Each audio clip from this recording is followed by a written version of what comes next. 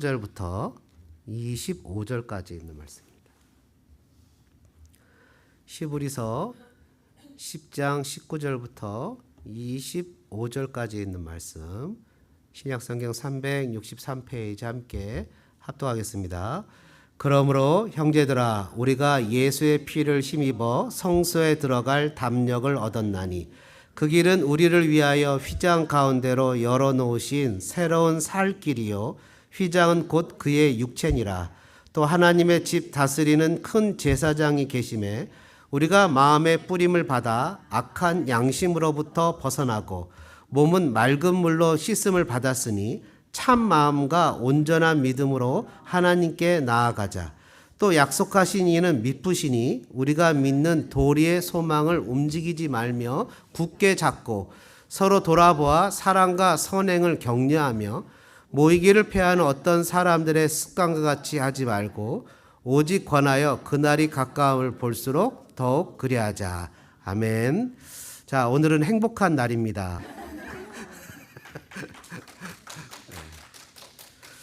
자, 여러분 한번 따라해 보실까요? 소망이신 예수님을 굳게 잡으라. 여러분, 내가 하고 싶은 일과 해야 될 일은 분명히 다릅니다. 하고 싶은 일을 하면 행복할 수는 있을 텐데 하고 싶은 일을 하다 보면 하고 싶지 않을 때가 있으면 또 안 하게 되니 하고 싶은 일만 하면 참 좋을 텐데 그러지 못할 때가 있습니다. 대신에 해야 될 일을 하게 되면 때로는 고난이 와도 해야 되기 때문에 인내력도 생길 수 있다, 이런 생각도 들어갑니다. 그래서 하고 싶은 일과 해야 될 일이 같은 일이면 얼마나 행복하고 좋은 일이겠습니까? 저는 여러분들이 하고 싶은 일과 해야 될 일이 같기를 축복합니다. 거기에는 하고 싶은 일을 해야 할 일로 만드는, 해야 할 일을 하고 싶은 일로 만드는 그 방법이 하나 있습니다. 어떻게 알려드릴까요? 네, 그거는 사랑입니다. 사랑이 있으면 하고 싶은, 해야 될 일이 하고 싶은 일이 됩니다. 그래서 누군가를 위해서 해야 되는 일인데 그 일에 그 사람을 사랑하게 되면 굳이 내가 때로는 힘든 일도 견디고 버티게 됩니다. 여러분, 예수님도 고난을 좋아하지는 않았습니다. 그러나 고난을 통해서 순종이라는 것을 배웠습니다. 해야 될 일을 경험하면서 고난을 당하신 거죠. 그러면서 순종을 배우게 됐는데요. 아말렉이란 족속을 멸망하라고 이스라엘의 왕 사울에게 사무엘을 통해서 하나님은 명령하셨습니다. 그러면 사울은 하고 싶지 않아도 해야 되는 일이 아말렉 족속을 멸망하는 일이었습니다.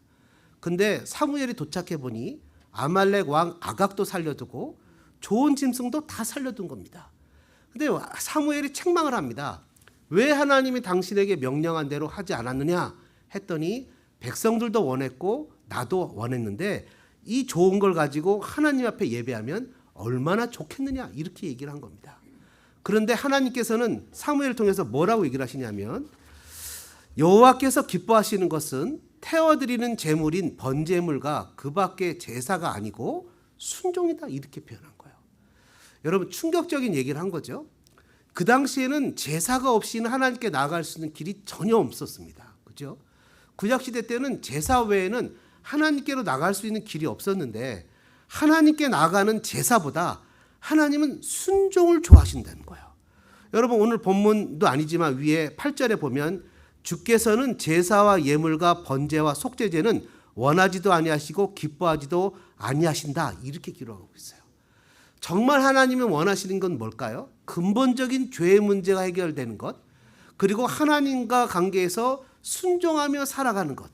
그러면서 사무엘이 사울에게 이런 얘기를 합니다. 순종하지 않는 것은 점쟁이의 속임수만큼 나쁘고 교만한 고집은 우상을 섬기는 것만큼 나쁘고 당신은 여호와의 명령을 듣지 않았기 때문에 여호와께서 당신을 버려 왕이 되지 못하게 하실 것이요. 여러분, 내가 하고 싶은 일을 하는 것이 너무 좋겠지만 그러나 한 걸음 더 나가서 하나님께서 기뻐하시는 일을 해야만 되는 일을 할 수 있는 저와 여러분 되어지기를 주님의 이름으로 축복합니다. 하나님을 사랑하면 그 해야 될 일이 기쁨과 감사와 감격으로 하고 싶은 일이 되는 거예요. 그래서 그것도 뭐라고 표현합니까? 신약 성경에 보면 사도행전에 사도들이 고난을 당합니다. 근데 고난을 당하는 일은 아무도 하고 싶은 일이 아니에요. 근데 사도들이 뭐라고 표현합니까? 우리를 고난 당하기에 합당한 자로 여기시는 하나님으로 인해서 기뻐했다. 이렇게 기록하는 거예요. 그러니까 하나님을 사랑하면 내가 이 땅 살아가면서 좀 어렵고 힘든 일도 괜찮은 겁니다. 여러분 아멘이십니까? 내 사랑하는 사람을 위해서 새벽에 일찍이 일어나 내 사랑하는 자녀나 가족들을 위해서 힘들고 어려워도 새벽 기도하는 거 그렇게 어렵지 않습니다. 왜? 내 사랑하는 자녀들을 위해서 하는 것이니 그 시간 얼마든지 들여서 기도하고 애쓸 수 있습니다. 내 사랑하는 주님을 위해서 하는 것이라면 그 먼 거리도 한숨에 달려가서 일을 할 수 있습니다. 주님은 구약의 제사보다 순종을 더 좋아하신다고 했습니다. 오늘 본문 19절의 말씀을 한번 같이 읽어볼까요? 19절입니다. 함께 읽겠습니다. 그러므로 형제들아 우리가 예수의 피를 힘입어 성소에 들어갈 담력을 얻었나니, 여기서 나오는 그러므로는 큰 그러므로예요. Therefore 앞에 있는 거를 다 받는 거예요. 4장부터 이 앞에 있는 말씀까지 다 받는 거예요. 어떤 말씀을 받습니까? 이 땅에도 법이 있어서 제사장도 있고 드리는 제물도 있고 성소도 있고 이 땅에 법이 있는 것처럼 하나님 나라에도 법이 있는데, 그 하나님 나라의 법에는 하늘에 속한 성소가 있고 그 성소에 속한 대제사장이 있고 그 성소에서 드리는 예물이 있고 예수님 자신이죠. 거기에 있는 생명의 법으로 드려지는 예법이 있다. 그래서 이 땅에 있는 제사장이 드리지 못하고 해결하지 못한 죄를 하늘에 있는 제사장이신 대제사장이신 예수님이 드리심으로 해결했다. 그러니까 19절에 그러므로 이렇게 표현하는 거예요. 앞에 있는 걸 다 받아서 그러므로 한번 따라해 볼까요? 그러므로. 여러분 과거의 모든 율법들이 나쁜 게 아니잖아요. 그죠? 과거에 있는 율법들을 다 순종하면 구원을 받아요. 여러분 아멘이십니까? 근데 문제는 뭡니까? 율법을 다 순종할 수 있는 사람은 단 한 명도 없는 거였어요. 왜요? 많은 사람들이 왜 우리가 이렇게 이스라엘 사람들이 바벨론 포로로 잡혀왔지? 왜 우리가 이렇게 고난과 고통을 겪지? 라고 생각을 해봤더니 왜 그래요? 율법을 어겼다는 거예요. 그래서 우리가 율법을 잘 지키자라고 율법을 열심히 지켰어요. 바리새인들이 뭐 박하와 뭐의 채소의 11조까지 드리고 정말 뭐 끝전까지 막 다 하면서 열심히 했어요. 근데 뭐가 해결이 안 돼요? 마음속에 있는 미움의 죄가 해결이 안 되는 거예요. 겉으로 액션을 하겠는데 속에 있는 게 해결이 안 돼요. 예수님이 뭐라고 했어요? 형제를 미워하는 자마다 살인하는 거라는 거예요. 살인죄요. 그리고 마음으로 음욕을 품는 자마다 간음죄라는 거예요. 그러니 겉으로는 하는 것을 하겠는데 속에 있는 게 해결이 안 되는 거예요. 그러니까 율법을 하나만 어겨도 나머지 율법을 다 어긴 거와 똑같기 때문에 돌에 맞아 죽으니 누구도 율법에 의해서 구원을 얻을 수 있는 사람이 아무도 없는 거예요. 근데 율법을 완벽하게 지킨 참 인간, 유일하신 분이 계세요. 누구죠? 예수님이에요. 그분은 마음에 간사한 게 하나도 없어요. 겉과 속이 똑같아요. 그분은 정말 죄가 하나도 없어요. 근데 심지어 죄가 없으신 그분이 하늘에 속한 법에서 우리를 위해서 대제사장이 되셔서 친히 제물이 되셔서 우리 것을 다 들으셨어요. 그러니까 오늘 본문에 뭐라고 표현하냐면 한번 따라해 보실까요? 그러므로 예수의 피로 충분합니다. 아멘이십니까? 그 어떤 것보다도 예수의 피로 충분하다는 거예요. 그리고 오늘 첫 번째 소망이신 예수님을 굳게 잡아야 되는데 이유가 뭐냐? 한번 따라해 볼까요? 예수님의 피로 충분합니다. 여러분 아멘이십니까? 여러분 우리가 주님 앞에 나아가는데요. 피 있는 제사를 드리는 게 아니에요. 그죠? 피 있는 제사를 드려야 되면 우리 장로님들 맨날 여기서 소 잡아야 돼. 맨날 소 잡으셔야 되는 거예요. 소 잡아야 돼. 외과 의사 하는 게 낫겠죠. 차라리 여기서 맨날 소 잡느니. 맨날 소 잡고 각을 뜨고 얼마나 힘들었겠습니까? 막 피 범벅이었을 거예요. 아마 이미 교회 허가도 나지 않았을 거예요. 그냥 도축장 허가를 내고 뭐 해야 되는데. 여러분 그리고 그런 모든 것들, 안식일에 대한 법들, 모든 율법들이 폐해진 게 아니라 예수 안에서 다 성취가 됐어요. 그래서 예수님만 바라보면 굳이 율법을 지킬 필요 없이 예수님만 따라가면 다 되는 거예요. 예수님만. 우리 옛날에 여름학교 이렇게 할 때 보면 티처들이 막 이렇게 있고 애들이 막 이렇게 했어요. 자기들끼리 이제 악유를 합니다. 왜 악유를 할까요? 다 집에서는 귀한 애들이거든요. 그 귀한 애들이 여기 30명, 40명 모여 있는 거예요. 하다 보면 이렇게 분쟁이 일어나니까 이 분쟁을 해결하려고 티처한테 따라가는 애들이, 쫓아가는 애들이 있어요. 그런데 어떤 애들은 아주 스마트한 애들이 있습니다. 누구한테 쫓아옵니까? 저한테 옵니다. 굳이 뭐 절차 밟지 않아요. 아주 비상하네요. 목사님 여기 앉아보세요. 내가 할 얘기가 있어요. 이러면서 하는 애들이 있습니다. 여러분, 우리가 예수의 피면 그 모든 율법의 절차 자체가 다 필요가 없어요. 왜요? 다 완성됐거든요. 예수의 피 하나면 그 모든 것이 다 해결되는 거예요. 그래서 마귀는 우리를 속입니다. 어떻게 속입니까? 그거 갖고 안 될걸. 과거에 내가 너를 아는데, 과거에 옛날에 이런 일이 있었잖아. 지금도 뭐 그냥 내가 보기에는 그렇게 썩 잘 믿는 것 같지 않은데, 막 이렇게 뜨거운 열정 있는 것도, 뭐 열심 있는 것도, 전도하는 것도, 뭐 신앙 있는 거 막 새벽에 두 손 들고 막 기도하는 이런 것도 아닌 것 같고, 막 찬양할 때 막 뜨거운 것도 아닌 것 같고, 뭐 대충 믿는 둥 맞는 둥 그런 거 보니까 그거 갖고 안 되겠어. 뭔가 액션이 좀 필요해. 하면서 마귀가 속입니다. 근데 우리에게는 예수의 피로 충분합니다. 넘칩니다. 왜 넘칩니까? 구원의 조건이 나에게 있는 것이 아니라 예수님에게 있습니다. 여러분, 구원의 조건이 아무리 이 사람이 잘못을 저질렀어도 그 재물의 죽음을 보고 하나님이 속죄를 주지, 그 사람이 옷을 잘 입고 와야 되고 양복을 멋있게 입어야 되고 넥타이 컬러를 꼭 이런 색깔을 해야 되고 저처럼 잘생겨야 되고 뭐 이런 게 없는 거예요. 새벽 기도를 뭐 하루도 빠지지 않고, 어떤 교회는, 제가 옛날에 전도사 했던 교회는 1년 365일 새벽 기도하는 교회였는데 제 잡이 뭐였냐면 새벽 라이드였어요. 그러니까 설교자는 돌아가면서 쉬는데 새벽 라이드는 쉴 수가 없는 거예요. 토요일 날은 심지어 꽃시장도 가야 돼요. 강당 꽃꽂이를 해야 되니까. 그러니까 뭐 그렇게 해야 구원받는 게 아니에요. 하나님 앞에 구원하는 것에는 커트라인이 없다는 거예요. 한번 따라해 볼까요? 하나님께 구원은 커트라인이 없습니다. 뭐면 됩니까? 예수님의 피면 충분한 겁니다. 예수님의 피면 충분한 거예요. 여러분, 그래서 구원파는 이걸 가지고 장난을 치죠. 아무리 죄를 져도 예수님 안에 있으면 우리가 죄사함을 받으니까 마음대로 살아도 된다, 이렇게 얘기를 합니다. 근데 정말 구원을 받은 사람은 그렇게 살지 못해요. 내 사랑하는 주님이 그것 때문에 죽었는데, 그 미움과 시기와 게으름과 나태와 그 부정적인 것 때문에 죽었는데, 내 사랑하는 주님이 죽으신 그 죄를 내가 또 져요? 있을 수 없는 거예요. 시브리서의 논법은 한 번 비침을 받고 타락한 자는 결코 구원을 받을 수 없다는 거예요. 그걸 알면 그렇게 할 수 없다는 거예요. 예수님이 나를 위해서 그것 때문에 죽었다면, 그 죄가 그렇게 엄중하고 무서운 것이라면 내가 그것에 대해서 다시는 죄를 짓지 않도록 막 혐오하는 거예요. 막 싫어하는 거예요. 나는 이 죄를 짓고 싶지 않아요. 하나님, 미움의 죄를 짓고 싶지 않아요. 막 구역질이 나고 토할 것 같고 그런 부정적인 것에 대해서 견디지 못하는 거예요. 왜? 내 사랑하는 주님이 그것 때문에 죽었는데. 싫은 거예요. 지겨운 거예요. 역겨운 거예요. 여러분, 우리가 예수님을 믿고 예배를 드리는데 딱 하나의 성결 조건이 있다면 그거는 바로 예수님의 피를 힘입는 것입니다. 요한계시록 7장에 보면 아무도 셀 수 없는 큰 무리가 나옵니다. 그 무리가, 엄청난 무리가 나오는데 이 사람들이 손에 종려가지를 들고 보좌 앞과 어린 양 앞에 서서 큰 소리로 찬양합니다. 구원하심이 보좌에 앉으신 우리 하나님과 어린 양에게 있도다. 구원하심이 보좌에 앉으신 우리 하나님과 어린 양에게 있도다. 구원하심이 보좌에 앉으신 우리 하나님과 어린 양에게 있도다.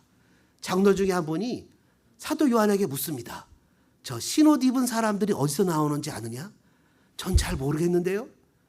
그들은 큰 환난에서 나오는 자들인데, 한번 따라해 보시죠. 어린 양의 피에 그 옷을 씻어 시게 한 사람들이다. 여러분, 어린 양의 피에 옷을 씻었는데 어떻게 시게 되지요? 빨게 해야 되잖아요. 그죠? 피니까. 근데 시게 된다는 건 뭐예요? 그 죄가 주홍같이 붉을지라도 눈같이 시게 된다는 거죠. 어린 양의 피면 그 어떤 죄를 져도 다 해결된다는 거예요. 다 해결된다는 거예요. 시브리서 9장 28절에 이와 같이 그리스도도 많은 사람의 죄를 담당하시려고 단번에 들이신 바 되셨고, 시브리서 10장 10절에 이 뜻을 따라 예수 그리스도의 몸을 단번에 들이심으로 말미암아 우리가 거룩함을 얻었노라. 때에 따라서 어떤 분들은, 목사님, 저는요 하나님이 나를 정말 사랑하시는 것이 막 실감이 되지가 않아요. 또 어떤 분들은요 이렇게 얘기를 해요. 목사님, 저는 아무리 생각해도 착하지 못해서 천국에 갈 수 없을 것 같아요. 저는 생각하기에 제가 갖고 있는 직업이요, 남들에게 이렇게 좀 뭐 험하게 해야 되고 그런 직업인데 너무 힘들고 어려워서 천국에 못 갈 것 같아요. 여러분, 옛날에 어떤 분이 이런 얘기를 하더라고요. 천국 가는 나쁜 놈, 지옥 가는 착한 놈. 극단적인 표현이죠. 여러분, 무엇을 얘기하는 겁니까? 예수의 피면 충분합니다. 예수의 피면 모든 것이 다 충분합니다. 왜요? 예수님이 완전 속죄를 해주셨기 때문이에요. 그래서 완전 속죄해 주신 예수님의 공로를 받아들이고 믿고 의지하고 따라가는 사람은 결코 정죄함이 없습니다. 마귀는 끊임없이 우리를 속이려고 합니다. 내가 널 아는데 예수의 피로 되겠어? 뭔가 액션을 취해야지. 그렇게는 안 되지. 뭔가 이렇게 행동을 해야지. 죄송합니다. 세상에 공짜가 어딨어. 뭔가를 해야 되는 거 아니야? 라고 하면서 마귀는 끊임없이 우리를 유혹해서 과거의 죄에 붙잡히도록 합니다. 그러나 여러분, 예수 안에 있는 자에게는 결코 정죄함이 없습니다. 자유를 누릴 수 있는 저와 여러분 되기를 주님의 이름으로 축복합니다. 여러분 마음에 혹시 의심이 듭니까? 마음의 상처로 하나님께 예배하는데 어려움이 있습니까? 하나님의 사랑이 내 마음에 와닿지 않습니까? 여러분의 감정이 여러분을 속이도록 놔두지 마십시오. 우리는 무엇을 믿어야 됩니까? 하나님의 말씀을 믿어야 됩니다. 하나님의 말씀에 뭐라고 써 있습니까? 예수의 피로 충분하다고 써 있으면 그 말씀을 그대로 믿어야 되는 겁니다. 근데 여러분, 우리의 감정은 자꾸 우리를 속입니다. 23절에 보니까, 25절에 보니까 어떤 사람들의 습관들이 있다고 얘기합니다. 습관은요, 우리 습관 속에 빠져있는 우리들, 과거의 죄된 습관, 또 불평하는 습관, 불안과 두려움의 습관들이 우리를 매일매일 끌어내리고 주저앉히려고 합니다. 안 될걸? 쉽지 않을걸? 그래서 하나님이 나에게 주신 축복이 있어요. 축복의 떡이 있어요. 예수님 뭐라 했어요? 너희는 장례식장 가서 울지 않고 피리를 불어도 춤추지 않는다는 거예요. 그러니까 하나님이 주신 것을 인조해야 할 줄을 모르는 거예요. 하나님 나에게 이렇게 멋진 성도들, 이렇게 멋진 교회 예배당, 또 오늘 보니까 떡을 저희 집이 샀더라고요. 저는 그것도 몰랐어요. 저희 아내가 떡을 제가 내는 거래요. 그래서 저는 몰랐거든요. 근데 아침에 돈을 내놓으라는 거예요. 떡을 갖고 와야 되니까. 나 기가 막혀갖고 떡을 우리가 낸 거래요. 오늘 떡을 우리가 냈대요. 그런 일이 있었어요, 오늘. 그래 아침에 떡값이 나갔어요. 그래갖고 하여튼 뭐 그랬어요. 그래서 그 떡을 대접할 수 있고 맛있게 떡을 먹어주고 할 수 있다는 힘이 있다는 게 얼마나 행복하냐는 거예요. 이렇게 할 수 있다는 것이 너무 감사하죠. 여러분, 인생을요, 태어날 때를 기준으로 보면 내가 지금이 가장 늙은 나이예요. 태어날 때부터 지금까지 살아간 나를 보면 가장 내가 나이가 많은 나이예요. 근데요, 내가 언제인지 모르지만 죽을 때를 보면 지금이 제일 젊은 때예요. 내일은 오늘보다 더 힘들어요. 그러니까 어떤 분이 같이 저기 멕시코 선교 한번 가실래요? 그러면 내가 몸이 좀 힘들어서 다음에 몸이 좀 좋아지면 다음에는요, 몸이 더 힘들어져요. 지금 그냥 이를 악물고 가는 거예요. 지금 즐기고 인조하는 거예요. 갈 수 있을 때 막 가는 거예요. 그렇다고 주일날 빼먹고 놀러 가는 소리 하는 게 아니에요. 이 문화를 어떻게 고칠고 그러는 거예요. 그래서 하여튼 우리가 마음에 하나님의 은혜 가운데 그냥 오늘이 최고로 젊은 날이에요. 한번 따라해볼까요? 오늘이 나의 최고의 날입니다. 그 오늘 하나님이 주신 날을 기쁘게 즐겁게 노는 거예요. 행복하게.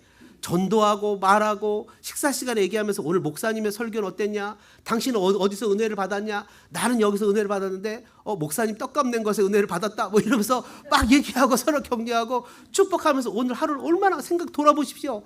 이 성도들이 다 그냥 100만 점짜리 성도들이에요. 모난 사람도 없어요. 개팍한 사람도 없어요. 들어눕는 사람도 없어요. 여기 성도들은 다 그래도 배울 만큼 배우고 한가닥하고, 우리 조 집사님도 한국에서 연구원이었고 한가닥씩 다 했던 분들이 여기 앉아 계신 거예요. 다 훌륭하시고 다 한가닥씩 하셨던 분들이 얼마나 멋진 패션에 얼마나 아름답습니까? 여러분, 그래서 우리들의 마음에 마귀는 상처를 주는 거예요. 자꾸 괴롭히고 속이는 거예요. 근데 여러분, 어린 양의 피로 승리하는 여러분 되어주시기를 주님의 이름으로 축복합니다. 여러분, 그래서 25절에 뭐라고 써 있습니까? 모이기를 패하는 어떤 사람들의 습관과 같이 하지 말고 오직 권하여 그날이 가까워 볼수록 더 그리하자. 우리는 예수님의 피로 하나님께 예배하는 특권을 얻었습니다. 우리는 중립지대에 있었는데 예수님이 괜히 나한테 찾아와서 가만히 잘 사는데 나한테 찾아와서 너 이제부터 나 믿어라, 나 예배하라 했던 사람들이 아니에요. 나는 중립지대에 있었던 사람이 아니에요. 나는 지옥에 앉아 있었던 사람이에요. 나는 예수님을 알지도 못했던 사람이에요. 나는 예수님이 나를 구원해 주지 않으면 지옥 형벌에서 영원한 불 가운데서 구더기도 죽지 않는 곳에서 지옥 가운데서 죽어갈 수밖에 없는 그런 비참하고 처참한 존재였던 사람이에요. 그런 나를 예수님이 건져준 거예요. 그런 나를 예수님이 꺼내준 거예요. 그런 나를 예수님이 불러서 하나님의 자녀 삼아준 거예요. 그렇기 때문에 예배를 드리는 것은 특권이고 감격이고 기쁨이고 즐거움이고 세상에서 그 어떤 것보다도 빼앗길 수 없는 것이 바로 이 예배의 시간인 거예요. 여러분, 원숭이 시험이라는 거 아십니까? 원숭이가 이제 실험을 했대요. 그래서 저도 들었는 얘기인데요. 원숭이가 퍼즐 맞추는 걸 너무 좋아한대요. 원숭이가 이렇게 퍼즐 맞추는 거예요. 퍼즐을 매일 줬대요. 그래서 막 맞추게 했대요. 너무 원숭이가 신이 나는 거예요. 행복하고 좋은 거죠. 퍼즐을 얹었었는데 너무 해피한 거예요. 그런데 퍼즐을 맞추면 그 얼마 지나서부터 바나나를 주기 시작한 거예요. 그리고 바나나를 먹는 즐거움이 생기니까 퍼즐을 빨리 맞췄어요. 또 바나나를 주니까 퍼즐을 급하게 맞췄어요. 그러다 어느 날 바나나를 안 주기 시작했어요. 퍼즐을 맞췄을까요? 안 맞췄을까요? 안 맞췄어요. 하나님이 지옥 형벌에 던져질 사람을 하나님 구원해서 예배를 드리는 축복을 줬어요. 그리고 물질도 주고 돈도 주고 선물도 줬어요. 그런데 어느 날 물질과 돈과 선물 때문에 예배를 드리지 않기 시작했어요. 누구와 똑같은 사람이에요? 원숭이 같은 사람. 제가 얘기한 거 아니라 여러분이 얘기한 겁니다. 저는 이 방송심의위원회 언어를 준수합니다. 예? 하나님 주신 축복이 특권이 돼버린 사람이에요. 곤란하죠. 예? 내가 예배할 수 있다는 것이 얼마나 감격인데 어떻게 우리가 이런 마음을 잃어버리지 않을 수 있을까요?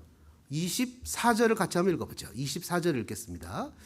서로 돌아보아 사랑과 선행을 격려하며 어떻게 하라고 표현합니까? 서로 사랑과 선행을 격려하래요. 아, 잘했어요. 여러분 수고했어요. 애썼어요. 이번에 제가 휴가 간다니까 어느 목사님이 갑자기 저한테 300불을 보내왔어요. 깜짝 놀랐어요. 그럼 하는 얘기가 자기가 많으면 많이 줄 텐데 목사님 주라는 하나님 마음에 감동을 줬다고, 감동이 생겼다고 가서 사모님하고 맛있는 거 사 먹으라고. 그러니까 애들하고 다 모여서 우리 오리고기 한번 먹으러 가자. 오리고기 한번 먹자. 그 소리를 뻑뻑 치고 하나님 은혜 가운데 주신 목적이 있겠죠. 하나님 은혜 가운데 사랑과 선행을 격려해요. 서로 마음과 나한테 받을 게 하나도 없어요. 내가 그분에게 뭘 준 적이 없어요. 근데 그렇게 보내요.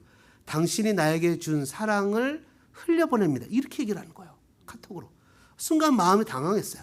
여러분, 사랑과 선행을 격려할 때 우리의 사랑과 선행은 더 커져요. 마음이 더 커져요. 여러분 22절의 말씀을 한번 볼까요? 22절 함께 읽겠습니다. 우리가 마음의 뿌림을 받아 악한 양심으로부터 벗어나고 몸은 맑은 물로 씻음을 받았으니 참마음과 온전한 믿음으로 하나님께 나아가자. 여러분 짐승의 제사와 피가 아니라 우리가 마음의 뿌림을 받았대요. 뭘 뿌려요? 예수의 피를 뿌려요. 예수의 피를 7군데 7번 뿌리고 한 번 뿌리고 7번 뿌리고 짐승의 피를 7번 뿌리고 한 번 뿌려서 그 피를 가지고 지성소로 들어갔는데 그 피를 예수의 피를 우리의 마음에 뿌렸대요. 여러분 에레미야 31장에 있는 말씀처럼 이 딱딱한 마음을 예수의 피를 뿌려서 부드러운 마음으로 만들었대요. 그전까지는 나만 생각하고 나만 고집하고 나만 살고자 했던 마음이 이제는 예수의 피를 뿌려서 하나님을 생각하고 이웃을 생각하고 하나님의 그전에는 법이 밖에 있어갖고 율법도 지키고 계명도 지키고 다 지켜야 구원받는 생각하고 그냥 율법에 매여서 자유하지 못했는데 이제는 법을 하나님이 내 마음에 뒀대요. 에레미야에 나오는 말씀, 시브리서에 나오는 말씀처럼 내 마음에 뒀대요. 그 법은 뭡니까? 바로 예수 그리스도를 소망하며 살 수 있는 심. 다시 얘기하면 하나님을 기쁘시게 여길 수 있는 심. 어떻게 하면 내 하나님을 기쁘시게 할 수 있을까라고 생각하는 하나님을 사랑하고 그 사랑을 실천할 수 있는 힘을 내 마음에 주셨대요. 언제요? 예수 믿을 때. 저와 여러분이 그 마음이 여러분의 마음에 다 있습니다. 여러분 두 손을 가슴에 이렇게 한번 갖다 대보세요. 그리고 한번 따라해 보세요. 내 마음에는 하나님을 사랑하는 힘이 있습니다. 하나님이 여러분에게 주셨어요. 그 마음을 여러분에게 줬는데요. 이 하나님을 사랑하는 마음을요, 화초처럼 잘 가꾸고 물을 주고 말씀으로 양육하고 이쁘게 돌보고 그 마음이 생길 때 순종하고 그 마음이 생길 때 따라가고, 그럼 그 마음이 더 커져서 삶의 축복으로 나타나기 시작하는데, 하나님을 사랑하고 예수님을 사랑하는 이 마음을 함부로 여기고 거절하고, 그리고 그 마음을 따라가지 않고 불순종하게 될 때 그 마음이 점점 줄어들어서 나를 사랑하고 내 자신을 사랑하는 마음이 들어서 미움과 시기와 다툼과 질투가 훨씬 커져 성령의 열매는 사라지고 인생이 괴로워지고 광야가 되어버리는 비참하고 처참한 삶을 살아가게 된다는 거예요. 그러니까 한번 따라해 보실까요? 예수님을 사랑하는 마음에 하나님 힘을 주세요. 여러분 아멘이십니까? 여러분 마음에 이런 마음이 더 넘쳐나야 되기를 주님의 이름으로 축복하는데요. 뭐라고 써 있습니까? 서로 돌아보아 사랑과 선행을 격려하래요. 여러분 스스로가 격려하래요. 격려는요, 이게 물을 주는 것과 똑같은 거예요. 여러분 스스로가 격려, 옆에 사람을 격려하는 거예요. 잘하고 있어. 잘하고 있어. 잘하고 있어. 정말 잘하고 있어. 애쓰고 있어. 수고하고 있어. 어떤 목사님은 저희 교회를요, 부띡처치래요. 부띡처치.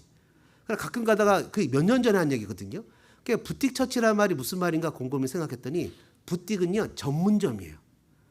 들어갔을 때 어떤 가게는요 널찍한데 볼 게 하나도 없어요. 쇼핑을 하는데. 근데 어떤 가게는 들어갔는데 볼 게 너무 많아요. 너무 이쁘고 아기자기한 게 너무너무 많아요. 소망교회는 부띡처치래요. 여기저기 하나님의 은혜와 축복이 넘쳐나요. 이것도 하고 저것도 하고 이것도 하고 저것도 하고 사랑과 선행을 격려하는 거죠. 또 어떻게 해야 이 마음이 커집니까? 25절에 보니까 함께 예배해야 된대요. 여러분, 저와 여러분이 예배 문화를 만들기를 주님의 이름으로 축복합니다. 옛날에는요, 이 예배할 때 어린 아이들도 다 부모님들 따라다니면서 예배했어요. 수요 예배도 따라가고 주일 예배도 따라가고 어른 예배도 따라가고, 이거 끝나고 따로 모였어요. 주일학교는 아침 9시에 따로 모여갖고 아침 9시 예배 드리고, 유스는 토요일 날 따로 모여서 예배 드리고, 주일날 어른들하고 다 같이 또 예배 드리고 같이 막 이렇게 보고 이러면서 은혜를 받았는데, 지금은 뭐 다 예배가 사라지고 쇼가 되고 말라져고 비틀어져 버리는 안타까운 일이 있는데요. 예배가 회복되기를 주님의 이름으로 축복합니다. 마지막으로 소망이신 예수님을 굳게 잡아야 되는 이유는 간단하게 보면 23절의 내용입니다. 23절 같이 한번 읽겠습니다. 또 약속하신 이는 믿으시니 우리가 믿는 도리의 소망을 움직이지 말며 굳게 잡고 라고 표현하고 있는데요. 약속하신 이라고 표현하죠. 여러분, 약속하신 이는 바로 하나님은 어떻게 표현합니까? 미쁘시다. 미쁘시는다는 표현은 신실하시다 이 말이에요. 변함이 없어요. 언제나 신실해요. 충성되세요. 그 약속의 중보자가 바로 누굽니까? 하나님의 신실하신 약속의 중보자가 바로 시브리서 8장 6절에 보니까 더 좋은 언약의 중보자는 예수님이에요. 예수님이 바로 중보자이기 때문에, 언약의 중보자이기 때문에 예수님을 꼭 붙잡아야 돼요. 언약은 어떤 겁니까? 시브리서 8장 10절과 11절에 나온 대로 아까 설명한 것과 똑같아요. 시브리서 8장 10절과 11절에 주께서 이르시되 그날 후에 내가 이스라엘 집과 맺을 언약은 이것이니 내 법을 그들의 생각에 두고 그들의 마음에 이것을 기록하리라. 나는 그들에게 하나님이 되고 그들은 내게 백성이 되리라. 또 각각 자기 나라 사람과 각각 자기 형제를 가르쳐 이르기를 주를 알라 하지 아니할 것은 그들이 작은 자로부터 큰 자까지 다 나를 알미라. 뭐라고 기록하고 있습니까? 내 마음에 하나님이 법을 뒀대. 아까 설명한 거하고 똑같죠? 이것이 언약이래요. 하나님을 사랑하는 마음과 힘을 주셨어요. 그래서 여러분들 마음에 하나님을 사랑하는 마음이 생기고 뭔가를 하고 싶은 마음이 생길 때 순종할 수 있는 여러분 되시길 주님의 이름으로 축복합니다. 돈이 없는데요? 하나님이 주신다니까요. 건강이 안 되는데요? 하나님이 고쳐준다니까요. 혼자 못하는데요? 하나님이 사람도 보내준다니까요. 언제요? 순종하기만 하면. 순종하기만 하면 뭐가 일어납니까? 기적이 일어나기 시작합니다. 우리 마음에 이런 마음이 다 있어요. 저와 여러분이 이 마음들을 아름답고 귀하게 가꾸시기를 주님의 이름으로 축복합니다. 근데 이 마음을 굳게 잡고 이렇게 써 있잖아요. 굳게 잡는다는 것은 뭘까요? 굳게 잡는다는 것은 밑에 32절에 보니까 굳게 잡는 걸 이렇게 설명합니다. 전날에 너희가 빛을 받은 후에 고난의 큰 싸움을 견뎌낸 것을 생각하라. Remember. 굳게 잡는다는 것은 머릿속으로 기억하고 생각하는 작업을 하는 거예요. 이게 굳게 잡는 거예요. 마귀가 유혹합니다. 너 안 돼. 이게 안 돼. 너 당장 그 교회를 떠나야 돼. 안 돼. 너 맨날 이 교회에서 대접도 못 받고 뭐 막 이런 얘기를 하잖아요. 근데 그때 딱 머리에 생각을 떠오르는 거예요. 내가 사람 보고 왔나 하나님 보고 왔지.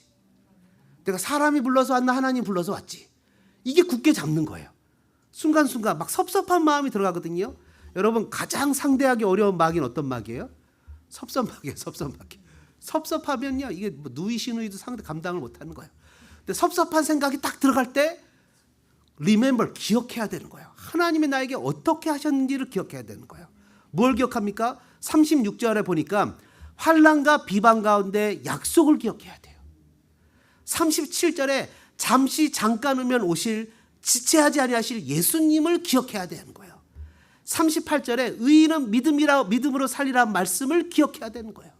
38절에 뒤로 물러나 멸망할 자가 아니고 반드시 구원을 얻을 자임을 생각해야 되는 거예요.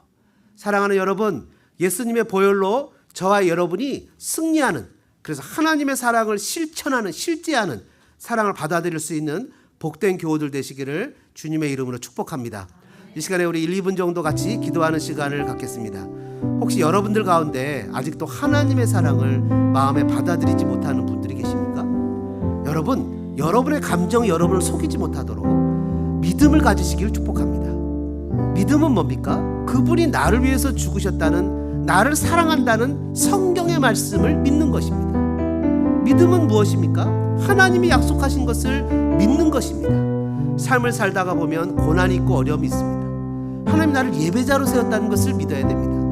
나를 통해서 하나님의 크신 일을 하실 것임을 믿어야 됩니다.